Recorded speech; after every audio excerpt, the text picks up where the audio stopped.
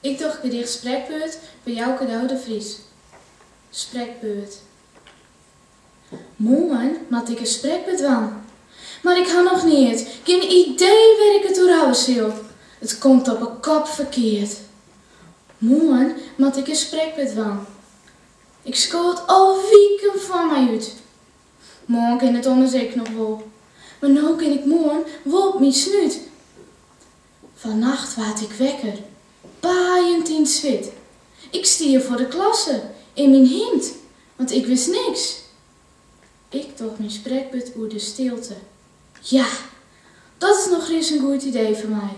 Dan kan het einde wat van zissen. Als ik het 10 minuten zwaai. Morgen moet ik een spreekbeurt doen. Ik moet nou echt de zet. Ach, die man weet niet van computers. Wist wat? Ik hou een van internet.